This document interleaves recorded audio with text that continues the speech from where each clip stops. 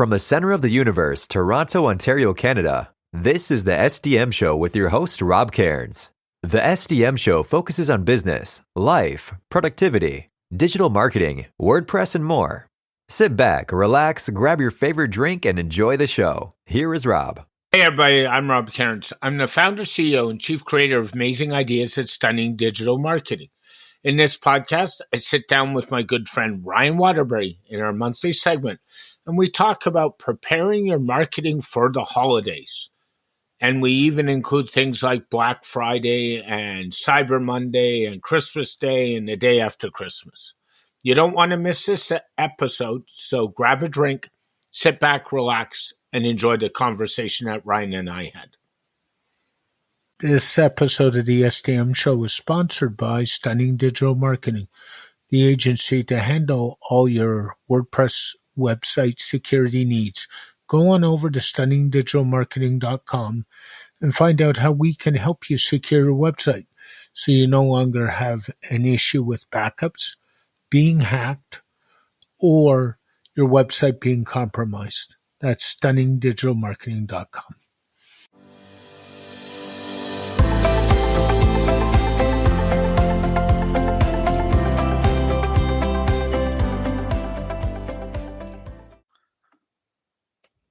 Hey everybody, Rob Cairns here. And today I'm here doing my monthly segment with Ryan Waterbury. How are you doing today, Ryan? I'm not too bad. Little overnight rain, finally back to cool temps. It feels like fall. All is good in the world. Yeah, it sure does. It's running about for you Americans about 68 Fahrenheit in Toronto this weekend, so it almost feels like spring. Forget fall. That's another story. And today we're going to jump into the whole world of Black Friday, Cyber Monday, and Christmas sales. And Black Friday's coming up. It's 3 weeks away, give or take, at the time of this record. And I honestly think it's a little too late for some people to start prepping some stuff for Black Friday. What is your thought on that? Oh, absolutely. In the beginning stages of some of the campaigns that I started working on for a couple of nonprofits that I work with, we started building campaigns in August for Giving Tuesday. And when we talk about Black Friday, it's not just Black Friday. There are 4 major days in there. Black Friday, the day after Thanksgiving, Small Business Saturday, Cyber Monday, and then Giving Tuesday. It's the grand slam of giving for every organization or business out there. And really preparation begins, for retail operations, you have your back to school stuff that starts in June and it winds up, in August. And that's when you start a whole new campaign series, and companies that have a good marketing program and are astute and have the budget, they never stop. As one's winding down, they have a little bit of a break, and then they're starting right for the next big sale season. Yeah, it's so true. And, in retail, they do the bulk of their business, believe it or not, in November, December every year. And it goes right through to the day after Christmas in Canada and in England, known as Boxing Day. And there's a story behind that. But even in the US, the day after Christmas is like absolutely bedlam. Oh, absolutely. There are huge sales, and I hadn't really realized it until I was with my current girlfriend, and she worked retail and still does occasionally, and helps out with her old employer through the holiday season because they get busy. But her first day off after that season was the day after Christmas. And I had no idea the sales that went on that day until she said, "Oh, finally I could be a shopper and not an employee." But it's amazing that it's it's amazing the amount of revenue that companies bring in. And I've worked retail way many years ago, and 50% of the revenue for nonprofit organizations, businesses, happens from that Black Friday weekend to the end of the year. Yeah, and it's not just retail. It's also the hospitality industry. I mean, people are moving around more if you're flying, because airline Thanksgiving is one of the biggest travel weekends in the US every year. Christmas is coming. That's a big travel weekend in both Canada and the US. Restaurants are picking up more because we've seen a trend where a lot of companies have their Christmas parties starting in the middle of November. They should just call them end-of-year parties, really. They're starting now. So you go into a restaurant, they're busy. More people are shopping or going out, so they're eating out more. They're going out more with friends to catch up. The whole industry is just insane right now. Absolutely. I think as we, as a society and consumers get back into that sense of normalcy after being locked in and shut down for a couple of years, that people in general, the largest portion of the population feels comfortable going out and socializing and being part of society again.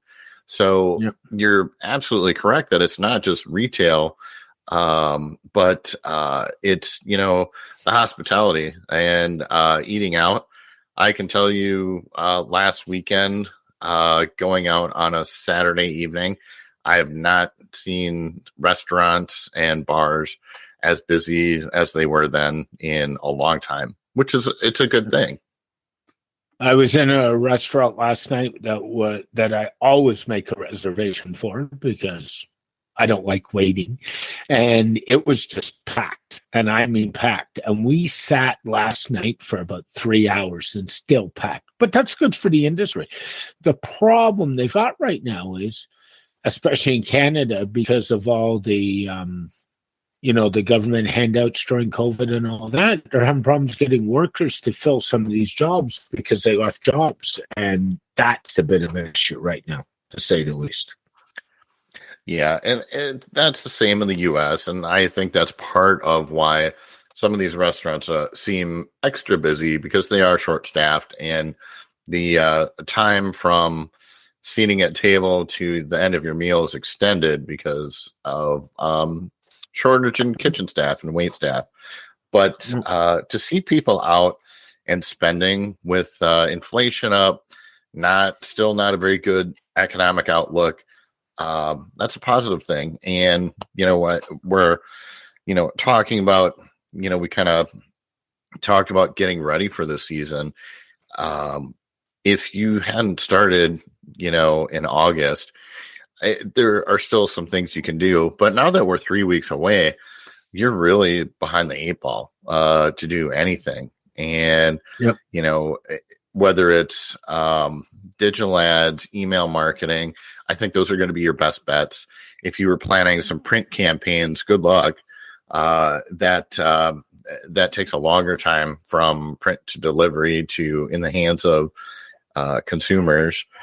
But yeah, there are still some things you can do. And the important thing is, if you haven't started, send an email to your list. And I hope you have a list that you've been maintaining, and that you send it to the appropriate people. That list segmentation, we talk about that a lot, and we've talked about email marketing, but really what it comes down to is, if I purchased something from your store, let's say I purchased a pair of hiking boots. I don't want to see an email for sale on women's lingerie. I'm not your demographic. I'm not going to buy that. Well, maybe I would, but I'm not a likely buyer. Let's put it that way. Were you in Kathy's aunt's head this week? She had me laughing the other day, and now you got me. Anyway, I had to slide a joke in there. Yeah, I get the point of it all. Yeah, it's so true. It's like don't sell the guy buying cat food a dishwasher, right? It's that old problem again, and you're 100% bang on right, because this is what some big brands don't do well. So I like to look at brands like Old Navy. There's a brand in Canada and US, and I don't think they do a very good job of their list. They just send out a blasted newsletter that says here's a percentage off, and they don't segment it. And I'm getting all these newsletters for female clothing, and it's like, I'm not buying this crap. Why do you send it to me? Do you not see my profile that says a male? Like, that's a very simple segmentation by gender, and that's not difficult to do versus some of the other segmentations. And frankly, if they threw me deals based on what I was buying, I'd probably buy more, right? So, I mean, that's something Amazon does really well. I was just going to go there with Amazon. And part of why Amazon does it really well is the fact that they're collecting data on their own platform based on your searches on their platform. They're not relying as much on Google searches and, what you browsed on, somebody else's website to show you ads on a third-party platform. Modern browsers like Safari, Brave, two of our favorites, block trackers, the pixel blocking. And I've talked on a number of podcasts that the era of cookie marketing is dead. It's not completely dead. There are ways to do it, but collecting that information about you is easier when you work with Amazon, because they have what we call first party cookies, and your search data is theirs. So they're very good at doing cross sells and upsells, and like 99% of consumers out there, we've all purchased on Amazon. If you scroll down, you'll see that other customers purchase this item plus this item plus this item. And if it's a small electronic toy, it might be a set of batteries that go to operate that toy. Very sensible things that you're likely to buy, but they show that to you, so you're likely to buy it as a convenience right at the same time. And those are what we call, cross sells.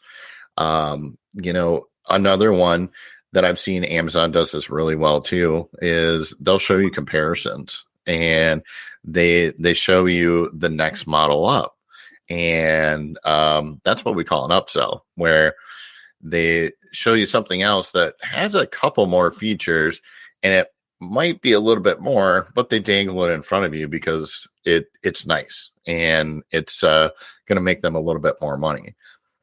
But that's all done through data mining. And, Amazon, that we're talking about, does it really well because they own the data. There's nothing blocked because you're on their platform and logged in. Yeah, I so agree with you. The other thing to look at too in your marketing is try and do something different. And I'll give you an example of this. I had a client, and I've shared this with you before privately, but I'll share it on this podcast, who was in retail. And I took back in the days when Facebook ads were really performing, I took his Facebook ad and I flipped it upside down. And not only did I flip it upside down, I made the ad 100% in black and white. I took all of the color out of the ad. So I used every trick I could to get eyeballs on it. Well, the result of that campaign was a $2,000 ad spend turned into a $50,000 sale. I will take that sale every day, all year long. And that's, sometimes you just got to think out of the box as a marketer, not do the same old thing all the time. Yeah, absolutely. It used to be it used to be difficult to find the right buyer for your product. And there was a lot of research that went in. And, when we had cookie tracking, we knew what you were looking at. and what your interests are. Well, that still exists when we talk about social media ads. I don't want to completely bash Facebook and Instagram ads because they still do work. And how they work are things based on your demographic interests, like groups that you're interested in on the platform. I talk about buying hiking boots. Well, I purchased those boots that I'm talking about for hunting, and I'm a member of a lot of upland hunting groups. So I typically see, especially this time of year during the season, when I'm more active in those groups, I see ads for very relevant things that I've purchased and used out in the field.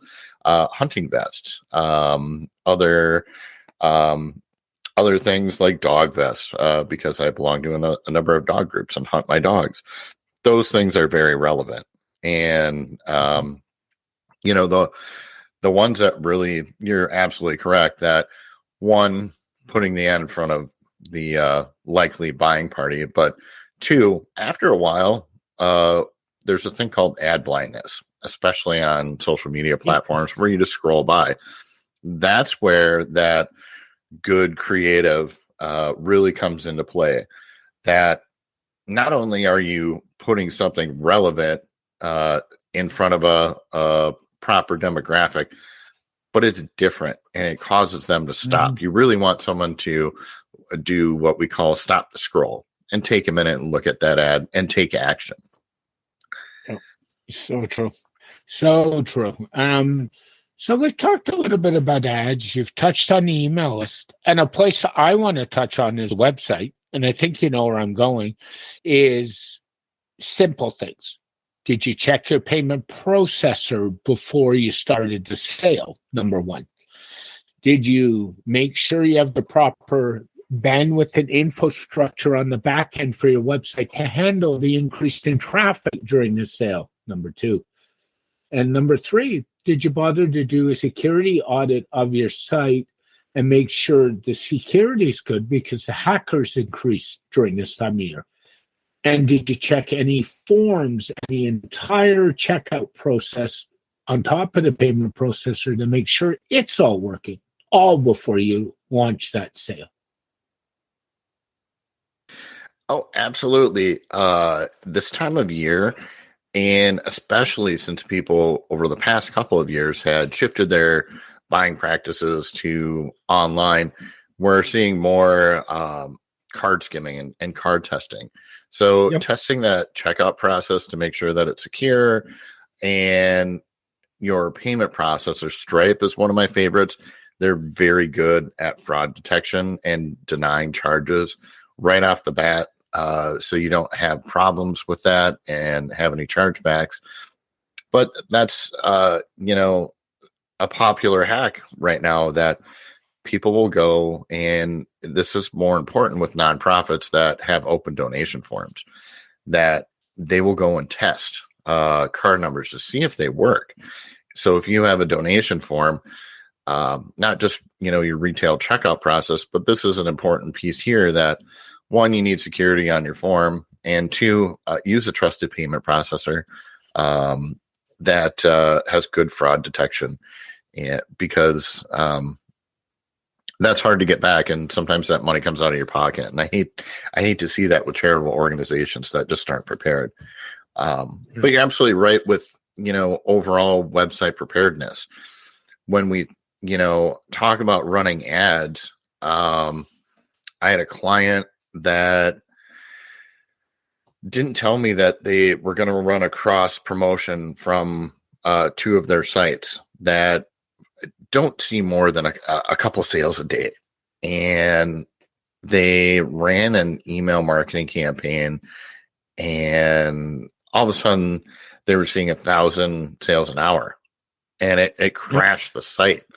And I said, "Whoa, what's going on?" And they said, "Well, why can't our website handle this?" And I said, "Your site is optimized for this level of traffic. This is your plan. If we want to scale up for this period of time, great, but we need to plan for that." And, when we talked about 50% of the revenue comes in those last couple of months of the year. There are some companies that run a Black Friday sale and people wait and they wait to buy. And this has kind of become a thing in the WordPress world that,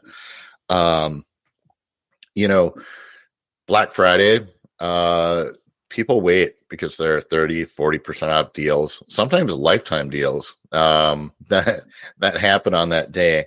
And, they might do a few sales throughout the year. If I'm working on a project and I need a tool, I go out and buy it. But there are some that I kind of wait until Black Friday so I can buy the agency package at a discount. It's just good business sense. But if you're running a sale all the time and you sell 90% of your product only at the sale price, well, that tells me that's just the real price of the product. So you have to be kind of astute on running sales and how you do them. It's so true, and you got to be very careful at how you promote and when you promote.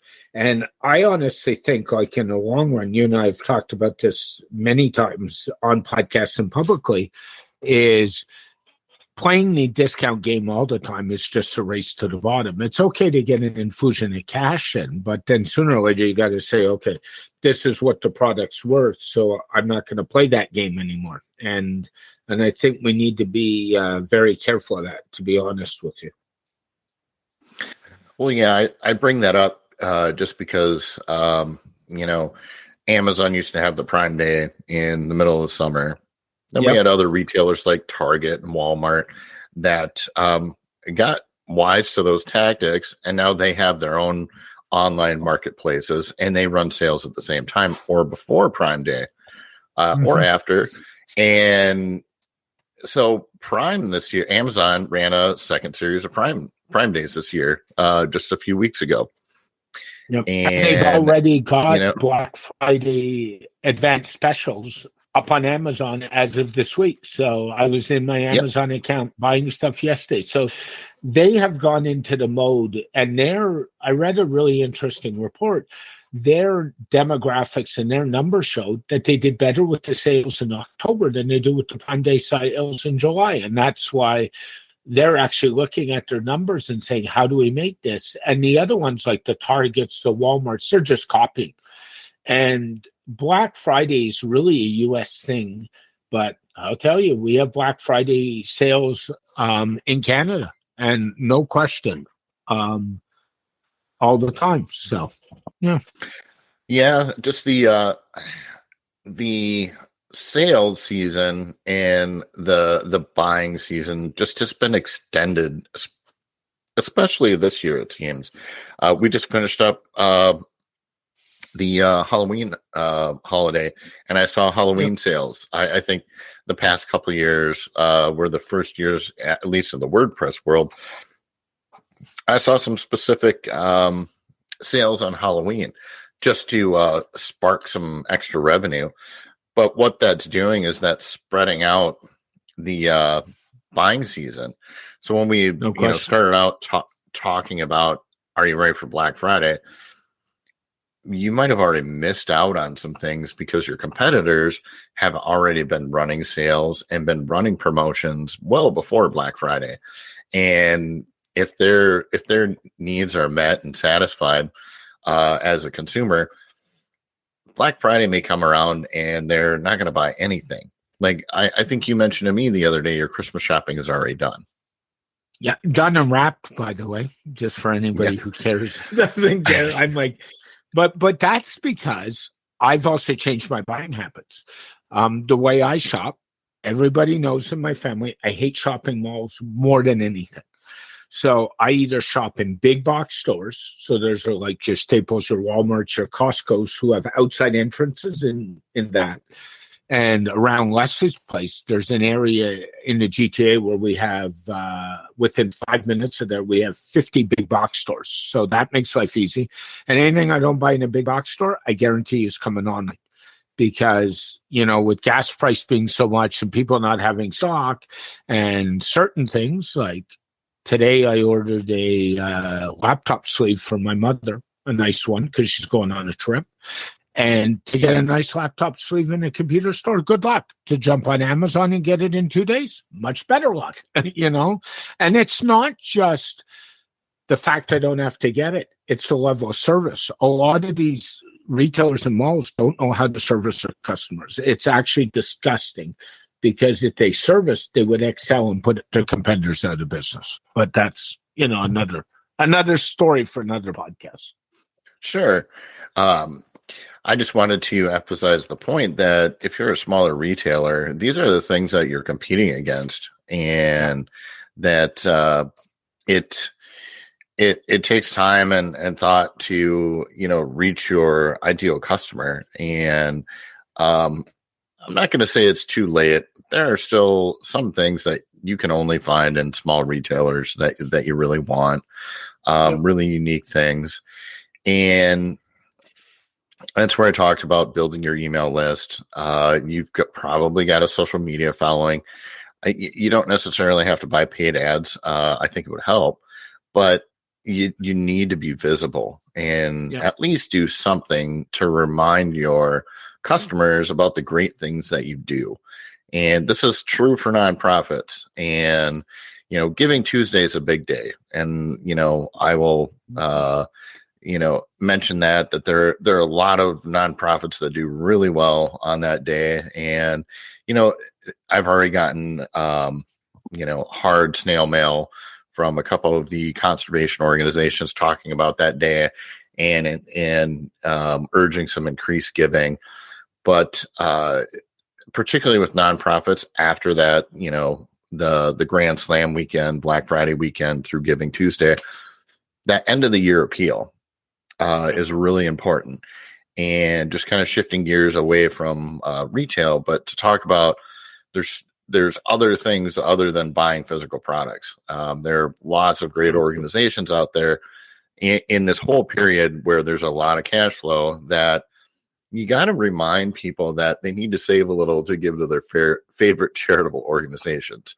And the really good orgs do an end of the year letter or an appeal and talk about all the good things that they did throughout the year. And they remind their donors that they're still worth giving their money to. And I work with a dog rescue. So I always joke with, other nonprofits, you got to have the picture of the sad puppy dog.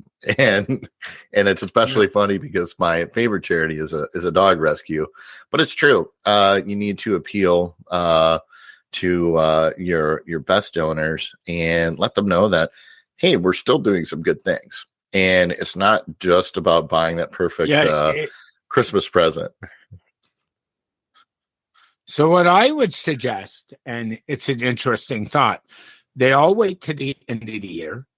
They all do it in the busiest Christmas buying season of the year. They all do it when everybody's cash tapped. And I almost wonder some of these charities should send their end of the year letters in May, in June, in February, in March. And you say, why? And so let's hold this thought. There's a thing in marketing, and there's a really good book called The Inside Advantage by Robert Bloom, and I tout this book all over the place. A shout out to Paul Toby for that recommendation many, many years ago. And what that book talks about is making your business different. So if I'm a charitable organization, why do I want to do my biggest appeal at the biggest shopping time of the year when nobody's got any money? Wouldn't I be better off doing it in March or February? It's an interesting thought when you think about it. Absolutely. There's probably more expendable cash for your likely donor at that time of the year. And that might be a better time of the year to do it. Yeah, it's just an interesting thought process, right? And, so anyway, Ryan, it's always great having a conversation. And where we should go. I think we've given some listeners a couple good ideas of things to think about, whether they agree or disagree with us. Send us hate mail. We're all good for that. We get enough hate mail on Twitter anyway, so you might as well just add to the pile. That's all okay. And I'm not opinionated on Twitter at all. No, me neither. So if you want to get a hold of Ryan, how's the best way, my friend? Every major social media outlet out there at One Dog Solutions, including Twitter. If you want to email me, ryan.waterbury@onedog.solutions, or visit my website, onedog.solutions. And make sure when you do, ask them why his two office managers are sleeping all day and not doing any work, because this is becoming a big problem in the Waterbury household. As always, everybody, thanks, Ryan. Take care and have a wonderful day. You as well.